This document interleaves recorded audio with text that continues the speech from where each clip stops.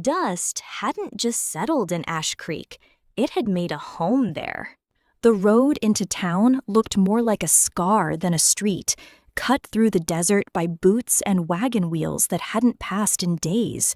Signs swung on rusted hinges. Window panes stared out like blind eyes. What paint remained peeled like sunburnt skin. And no one spoke above a whisper, not since the fires 2 winters back. She came walking barefoot down the center of the street, wrapped in wind and silence. The hem of her dress was torn and stiff with dried blood, hair matted to her scalp, skin like parchment. The sun had scoured her down to the bone. She couldn't have been older than 15, maybe younger, but her jaw was locked and her eyes didn't blink. Hunger had taken her voice first, then the rest. Only her feet kept moving. The doors to the trading post stood open. Inside, heat pooled like something feral. Behind the counter sat a man in a vest too fine for a place so broken. He counted nails in a tin cup. 2 others leaned near a barrel of sugar, muttering low, spitting occasionally into the sawdust. The girl stopped just past the threshold. "I don't need charity," she said. Her voice cracked like old wood. "I just need food. I can sweep, patch holes, clean tack." The man behind the counter didn't lift his eyes. "You can bleed on the porch just the same." One of the others snorted. "Ain't got teeth, that one. Look at her." "My name is Maren," she said. "My father's gone, my mother too. I came from over the ridge. I ain't askin' for favors." "Ain't gettin' any," said the man in the vest. Then he pointed to the door with the same hand he used to scoop tobacco. When she didn't move, one of the other men stepped forward and slapped the tin cup from the counter. It struck her shoulder. She flinched. "Didn't you hear?" he said. "Out." She didn't flinch again. She just looked at the spilled nails, then back at them. "I buried my brother 3 days ago. I haven't eaten since." "Then it won't be long now, will it?" said the third man. The next moment happened too fast for most to track. One of them grabbed her wrist. Another reached for the braid at the base of her neck. The third began to laugh. Then the door behind them creaked. No one turned until they heard the boot scrape.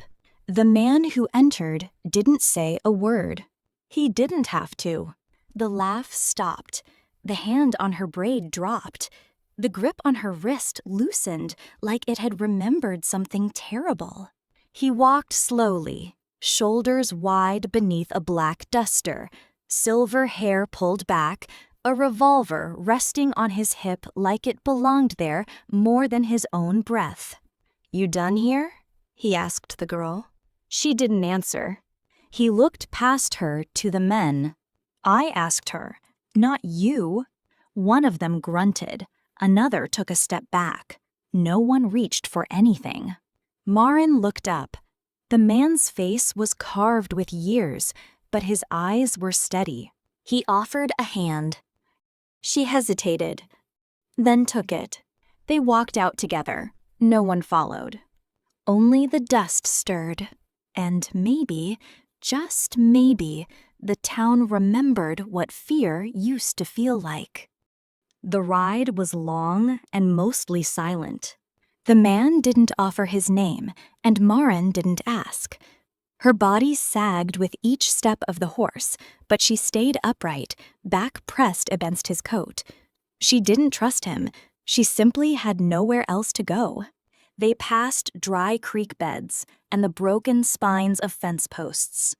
Distant cliffs glowed red in the falling sun. Somewhere, a hawk circled. The world was wide and empty. By the time they reached the ranch, night had come. It wasn't much.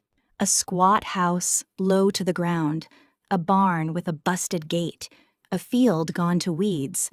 But there was a stillness to it, like whatever had once screamed here had finally gone quiet. He dismounted first, then reached for her hand again. She took it. Inside, the air smelled of leather, smoke, and dry herbs. A single lantern burned low. "You'll sleep in there," he said, nodding toward a room with a door that didn't shut all the way. "Blankets are clean. Water pumps out back." She stepped inside. A child's room, maybe once. A wooden bed, no toys, just folded sheets and a quilt that still held the faintest trace of lavender. She stood a long time before sitting. She didn't cry. No tears left. Later, she heard boots creak on the porch. Then, nothing. No lock turned. No voice called after her. He just let her be. She slept without dreaming. And when morning came, she rose before the sun. She found a broom leaning by the wall and began to sweep the porch without being asked. He watched from the corral, hammer in hand, fence half fixed. When she finished, he handed her a tin cup of coffee. No words, just a nod. And for now, that was enough. Maren found herself counting fences. There were 17 posts from the porch to the edge of the canyon bluff, each one leaning a little more than the last. Some mornings she stood at the 6th one, watching the land stretch out like a wound trying to scab over. The silence wasn't heavy here. It just was, like dust or splinters. The man hadn't told her his name, not yet, but he'd handed her a pair of boots 2 sizes too big and a brush for the horse, and that was more than anyone else had done in months. He worked all day, never said much, fixed the roof, hauled water, mended gear with a patience that spoke of old damage. His limp was slight, but it was there, left leg stiff at the knee. She never asked how. On the 3rd morning, a crow landed on the fence beside her. Its feathers were mottled and its eye cloudy. It didn't caw, just watched her. She watched back. "It's just you and me now," she whispered. Behind her, a hammer struck wood. That evening, they ate salted beans and dry bread by lamplight. She chewed slow, trying not to stare at the pistol that sat on the table between them like a third guest. He didn't touch it, didn't explain it, but he saw her looking. "Trouble don't usually knock first," he said. She nodded, didn't ask more. Later, as she rinsed the plates in cold water, she spotted a frame tucked behind a jar of flour. A photo, bent at the corners, curling. A woman with soft eyes. A little girl with braids. The man in the photo stood behind them, younger but already weathered. No smile. She didn't mention it, just left the plate to dry. That night, wind whistled through a crack in the window. The horses stirred. The man didn't sleep, or if he did it with his boots on. Before dawn, she found him at the edge of the bluff, staring east. "They called me Declan," he said, without turning. She waited. Was a marshal, once, long time back. Maren stepped closer, the frost biting through her sleeves. "You ain't now?" He shook his head. "Don't wear a star, don't chase ghosts, just mend fences." Something about the way he said it made her stomach twist. Midday brought a rider. Thin man. Dusty. Hat pulled low. He didn't dismount.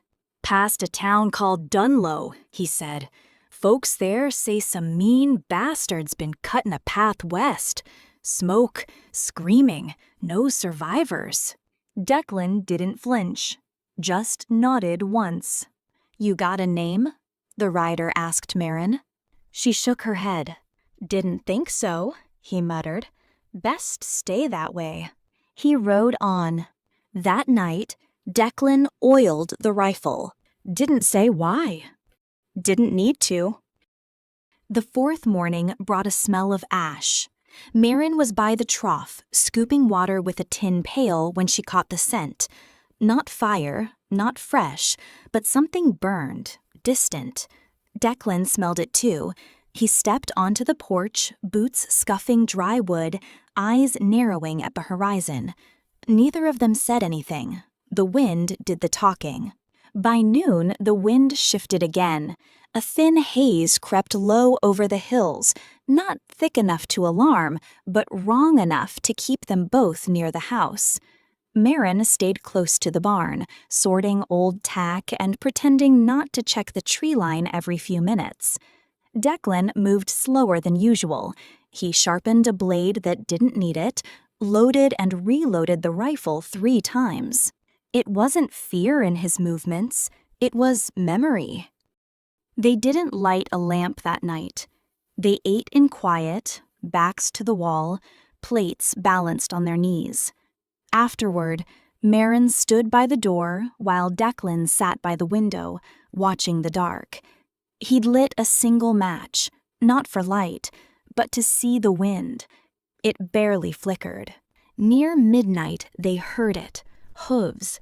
Far off, but too fast for wild mustangs, too light for freight. Declan stood, slow. He didn't reach for the rifle. He already wore it. Maren followed him outside. The moon hung low and gold, bleeding across the canyon edge. Silence stretched in all directions, until a shape came out of it. One rider. Alone. He didn't approach fast, just coasted toward the fence like a man who knew his presence was enough. Declan didn't speak. The rider waned in just short of the property line. "Evenin'," he said. Declan gave a nod. "You're Garrett?"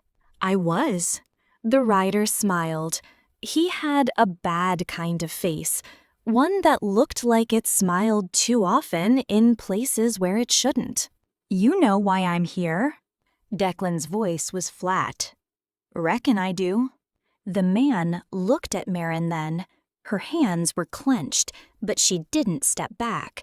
His smile widened. "Didn't come to fight. Not tonight. Just passing a message." Declan didn't blink. "Your name's still in mouths. Not everyone forgets. Boone doesn't. He remembers you real well." Maren shifted, but Declan stayed still as stone. "Tell Boone he should have forgotten," Declan said. The rider chuckled. "He doesn't forget the ones who left marks. Then he knows what happens if he tries again." The rider looked past them toward the house, the barn, the hills. "Looks quiet," he said. "You alone, Marshal?" Maren spoke. "He's not." It wasn't loud, but it landed. The man tipped his hat. "Didn't think so." He turned his horse and rode back the way he came. No threat, no warning, just a message dropped like a match. Declan didn't speak again that night. Maren didn't ask. But when she woke the next morning, there were 2 rifles on the table and an extra bedroll near the hearth. Training began before the sun cleared the canyon wall. The first shot missed by a mile. Maren held the rifle too stiff, braced like she expected the ground to buck beneath her. The bullet hit dirt 10 yards short of the post. Declan didn't flinch. He stood a few feet behind her, arms crossed, gaze steady. "Again," he said. She wiped her hands on her skirt and reloaded. The mornings began before dawn now. No coffee until she'd fired 10 rounds. No firewood until she'd cleaned the chamber. The rules weren't spoken, but they held. Declan didn't teach with praise. He didn't correct with scolding. He just waited, quiet, watching. By the 3rd day, her shoulder bruised purple. By the 5th, her aim stopped shaking. On the 7th, she clipped the edge of a rusted horseshoe nailed to a stump. Declan grunted. Approval? Maybe. They trained with knives, too. Declan showed her how to move, not with force, but balance. Not to win, but to stay alive. He used a stick to block and guide, never striking her, only redirecting. When she stumbled, he let her fall. When she rose, he nodded once. That was enough. Evenings were for reading. Declan had a crate of old books, most of them military journals and handwritten field notes. He never explained where they came from. Maren didn't ask. She chose a volume on tracking, though she could barely read half the words. Still, she studied, lips moving silently in the dark. One night, Declan found her asleep with the book open on her chest. He didn't wake her, just covered her with a second blanket and went back outside. The air had changed. Wind no longer came soft. It snapped dry across the porch, carrying the scent of pine smoke from the northern hills. Something stirred out there. They began boarding windows. Declan cut fresh wood, measured, nailed with quiet precision. Maren held the boards while he worked, sweat streaking down her temples. When her hands blistered, she didn't say a word. That's when the widow came. She arrived midday, pulling a wagon with a boy in the back. He was small, coughing, eyes too big for his face. She wore boots caked in red clay and a shawl like a veil, eyes sharp under the brim of a slouched hat. "Name's Hallie," she said. "He's Micah. We ain't looking for shelter, just safety." Declan didn't speak, just looked at Maren. Maren nodded. They gave them the bunkhouse. It hadn't been used in years, but the roof held and the stove still worked. That night, 4 plates sat on the table. No one spoke of the extra boots by the door or the sound of Hallie humming low in the dark, a song without words. But Maren noticed that Declan kept his rifle closer now. So did she. The tracks came on the 6th day. 3 sets. Fresh. 1 shod, 2 bare. The kind of print you get from men who ride fast and walk only when they mean trouble. Declan found them at dawn, half a mile past the old cattle trough, where the grass thinned and the soil held secrets. He crouched low, touched the edge of the boot mark with 2 fingers, then stood. Maren was already behind him, rifle over her shoulder. She didn't ask what he saw. She knew. "They're close," he said. "Too close." By midday, they'd packed water, laid out extra cartridges, and nailed shut the barn's side door. Maren gathered the chickens into the storm shelter without being told. Hallie watched from the porch, her boy asleep beside her, a pot of coffee untouched in her hands. Declan cleaned the second rifle and gave it to her. "You hold here," he said. "If I don't come back by nightfall, you will," Hallie said, flat. He gave a long look, then turned. Maren followed him anyway. They moved fast across the basin, through gullies and cottonwood patches, cutting north toward the bluff. The sun rose hard and bright, but the land stayed hushed, like it was holding its breath. They found the first sign near the old telegraph pole, ashes, still warm. Someone had camped there, someone careless. "Too bold," Declan muttered. Farther on, they spotted the smoke. It was faint but real, a thread curling into the blue sky. Not enough for a signal, just a cook fire. Maren adjusted her rifle strap and crouched behind a boulder. Declan went ahead alone.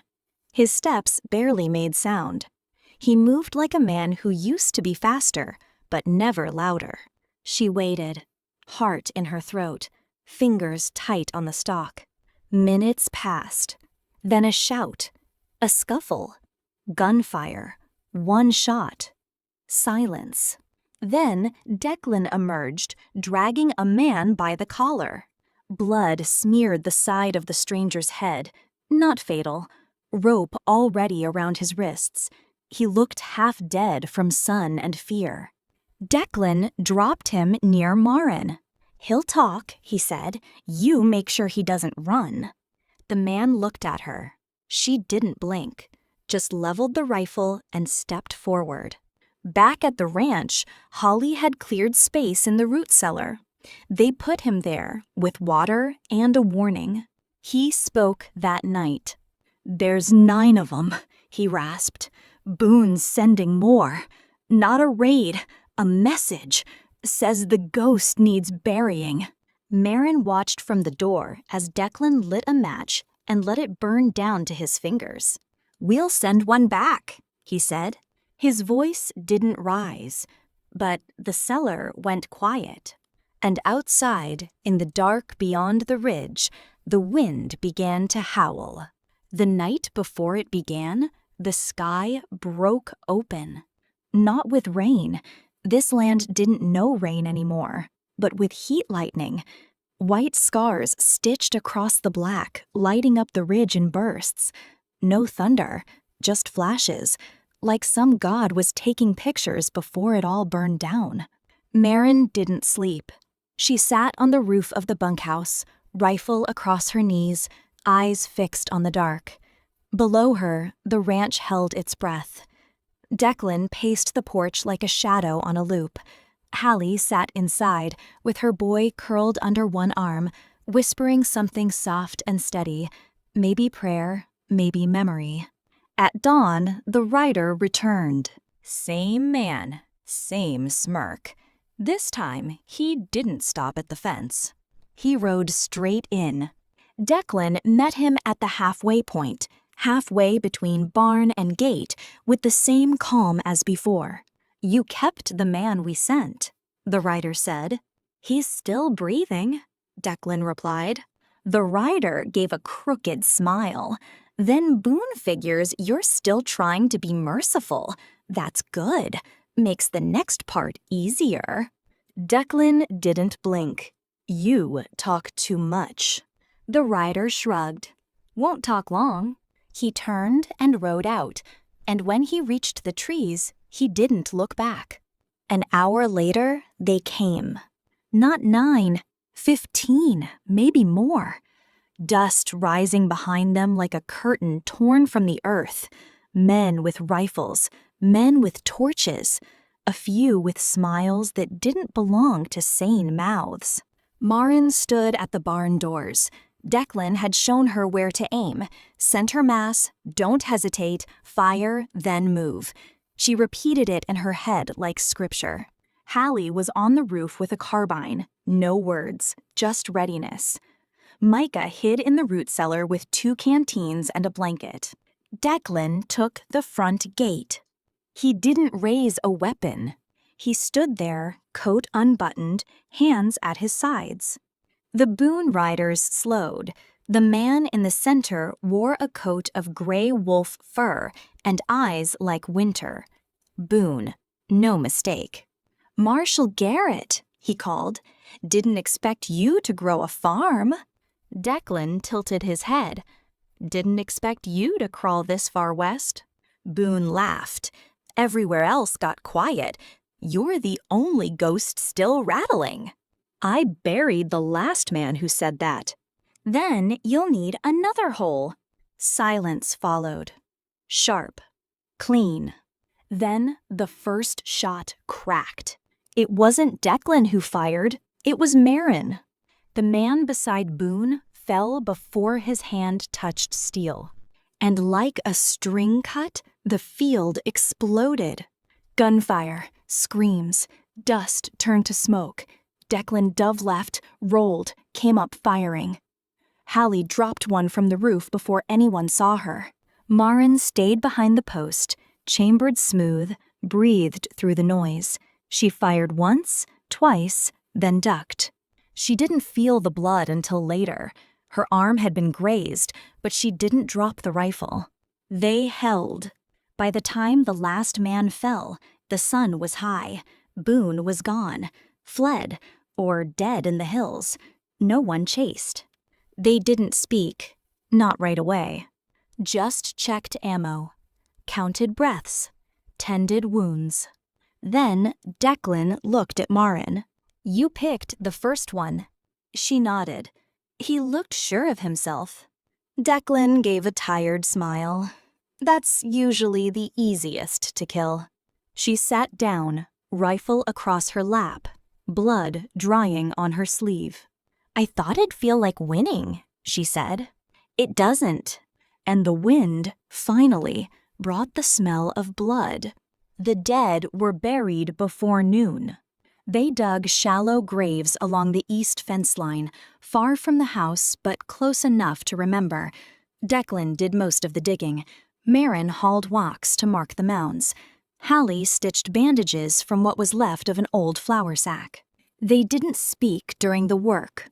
Not about the bodies, not about the smoke, not about the blood. Only the shovel against dirt, the hush of wind, and the rustle of boots said anything. Micah came out after the last grave was covered. He didn't cry, just handed Declan a dented canteen and stood beside him until the sun passed overhead. The ranch looked different afterward, not because anything had changed, but because everything had. The fence was broken in 3 places. A bullet had shattered the kitchen window. The barn smelled of spent powder and singed wood. And yet, nothing burned down. Nothing gave in. Maren sat on the steps that evening, her sleeve rolled back, arm wrapped tight. The cut wasn't deep, but it ached like it should have been. She held her rifle across her lap, not because she expected more riders, just because it felt wrong to put it away. Declan stood nearby, staring at the sky. "You think that was all of them?" she asked. He didn't answer, not right away. "They sent what they thought was enough," he said finally. "Next time, they'll send more." Maren nodded. "Good, let them." He looked at her then, really looked, like seeing someone he didn't expect to find. "You ain't the girl I picked up in Ash Creek," he said. She shook her head. No, she didn't survive. Inside, Hallie made a stew from what they had left. No one said grace, but no one left the table early. That night, Maren stood watch alone. She didn't ask to, she just did. Declan let her. When the sun rose, she was still there. Eyes sharp, rifle loaded. The wind moved through the grass in long, low sighs. Somewhere in the hills, something watched. But it didn't come close. Not yet. By the end of the week, word had spread. No one sent it. No letters, no riders. Just wind and rumor. It drifted downriver, over hills, across broken ranch trails, and into towns with names half forgotten. A whisper, mostly, about a girl, about a man once called Marshall, about how a place not on any map had stood against Boone and didn't fall. The first to come was a man with a crooked arm. Said he used to scout for the cavalry. He rode in silent, left his horse saddled, and offered to patch the roof without asking for pay. Then came a woman with 3 daughters. She didn't speak much English, but she had calloused hands and eyes that saw everything. Hallie gave her the west bunk. By the 10th day, there were 9 extra mouths at supper. Maren made bread twice that week and burned neither batch. Declan didn't say they could stay, but he didn't send anyone away either. Each new arrival brought something: tools, seeds, a memory they hadn't spoken aloud in years. No one asked questions, no one gave orders, but fences were fixed, ground was cleared. The windmill creaked again for the first time since the last good year. Maren trained every morning, still did her rounds every night. She taught 2 of the older boys how to brace a rifle, how to breathe through the recoil. One of them cried the first time he fired. She didn't shame him for it, just handed him another round. Micah followed her now. Quiet, steady. Sometimes he held the oil rag while she cleaned her rifle. Sometimes he just sat beside her without a word. One night, as the stars pushed through the black, Declan stood on the porch with Hallie. "You ever think we'd see something like this again?" he asked. Hallie shook her head. "Not in this life." "You think we're building something?" She looked out over the dark, where tents now stood beside the barn, and laughter came soft from the fire pit. "I think we already did." And from the ridge, far off but not far enough, a flame blinked once in the night. A scout, maybe more. Maren saw it, didn't flinch, just turned, picked up her rifle, and headed for the perimeter. Whatever this place was now, it was hers too. And she intended to keep it. They came at nightfall. This time, no warnings, no riders, just hooves in the dark and the low murmur of voices trying not to echo. Declan spotted them first from the bluff, 5 figures moving slow, deliberate. Not Boone's men, these moved with purpose, measured, like men trained to watch, not raid. He slid down the ridge and made it back to the ranch before they reached the lower trail. Maren met him at the corral. Scouts, he said, but not Boone's, better equipped. Hallie lit only the back lanterns that night, and every rifle was checked twice. The new folk didn't panic. They listened, took up posts. Even the children stayed low and quiet, as if the fear had passed through them before and left instruction behind. The strangers never crossed the fence. At dawn, they were gone, but they'd left a sign, a rock placed on the fence post, painted with a red X. Not a threat, a message. Declan pocketed it. "They're watching," he said. Mara nodded. "Let them." For 3 days, nothing moved beyond the hills. Then a letter came, tucked under a stone by the gate. Parchment, clean, ink still wet. It was addressed to Garrett. Inside, a name, a location, a time, 1 week. Below that, just 2 words, "No mercy." Declan read it once, then folded it carefully and placed it on the mantel. He didn't burn it. He didn't hide it. That night, the porch became a war room. Hallie sketched a map in the dirt. Maren listed ammo counts and checked barrels. The widow from the South Line offered a pair of twin revolvers she hadn't touched since her husband died. Everyone had something to give and something to lose. When the meeting was done, Maren remained. The lantern between them flickered low. "You'll go," she said. Declan didn't deny it. "I'll come with you." He looked at her, not with surprise, but something heavier. "No," he said, "you'll stay." "Why?" "Because if I don't make it back, someone has to keep this place alive." Maren stared at him, her jaw clenched, but she didn't argue. She simply stood, picked up her rifle, and walked back to the fence line. She would hold, no matter who returned. Or who didn't. Declan left before sunrise. No saddlebags, no speech, just a rifle across his back and the coat he always wore when the weather turned. Maren watched him go from the porch, boots planted, arms folded tight across her chest. He didn't look back. That was his way. For the first time since Ash Creek, the ranch felt small. She spent the morning reinforcing the north line. 2 of the older boys helped dig a trench. Hallie rewired the trip bells with fishing line and old silverware. No one laughed, not that day. At noon, the sky went dull, overcast without promise of rain, the kind of light that made everything feel like a memory. By dusk, a rider approached. Not Declan. Not Boone. A boy, 14 maybe, barefoot, bleeding, mouth torn with panic. He didn't dismount. He fell.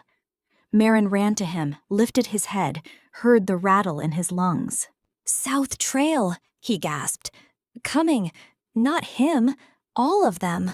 He passed out before he finished. They had no time. Hallie rang the bell once, sharp. The ranch moved fast. Rifles checked, doors barred. Horses led out the back ridge, just in case. Maren stood at the gate, hair pulled back, fingers flexing around the stock. This time, she didn't wait. She took the high ground. When they came loud. Not like Boone's men, These were disciplined, coordinated, 3 flanks, staggered. One man called orders from the rear with a voice like gravel and authority. Maren fired first, hit the lead rider in the chest, then moved. No second shot, never stay in one place. The defenders held the ridgeline for 2 volleys. Then one of the boys fell, then a second. Hallie pulled them back behind the trough, covered retreat with precision that spoke of another life. Maren kept firing, reloaded without thinking. Her shoulders screamed, her ears rang. Then, through the dust, came the howl. Declan. He rode in from the western rise, rifle up, barrel smoking. Behind him, 2 others, the scout with the crooked arm, and a woman Maren didn't recognize, but who shot like she'd done it all her life. The ambushers faltered, just long enough. Hallie advanced. Micah handed rounds from behind the wall, face pale but hands steady. Maren dropped another, then another. When the last man fell, the sun had just begun to rise again.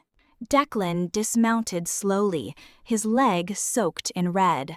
Maren reached him before anyone else. "You always this dramatic?" she asked. He grinned. "Only when I'm late." She helped him to the porch. No cheers, no celebration. But something deeper. They had survived again. And the land, this time, knew it. Spring came late to Ash Creek. The snow didn't fall that year, but the wind carried chill long after the trees budded. Fences stood straighter now. The barn had a new roof. A vegetable patch grew beside the south wall, tended by children who no longer hid at the sound of hooves. The graves along the east fence had names now. Wooden markers, carved slow and careful. No grand words, just truth and memory. Declan still walked with a limp. He rarely left the ranch. Didn't need to. Folks came to him now, some seeking shelter, others seeking something harder to name, forgiveness, maybe even peace. Hallie ran the supplies. Maren kept the perimeter. On Sundays, someone read aloud from a book, not a Bible, a journal Declan found in the attic, full of field notes and reflections, hand-scribbled wisdom from a man long gone. It suited them better. Micah learned to shoot straight. The crooked-armed scout taught him to track. The girls planted rows of potatoes and slept without nightmares. And Maren, she became something else entirely. People didn't call her the girl anymore. They called her Watcher, Flint Eye. Some said she could hit a match from 100 yards. Others said she never slept. None of it mattered to her. She still swept the porch at dawn, still stood at the fence line when the wind blew strange, still remembered Ash Creek, the girl who walked in barefoot and left behind a ghost. Dear friends, some stories aren't just told, they're remembered. This was one of them. If Maren's journey stirred something in you, her strength, her quiet defiance, her fight to become more than what the world gave her, let it sit with you for a moment. Let it stay. And if this story meant something, leave a like, share your thoughts in the comments. Subscribe to hear the next legend when it rises from dust. Because sometimes the smallest voice, the one begging for bread, becomes the one that guards the gate. Stay strong, stay ready, and wherever you are, keep watching the horizon.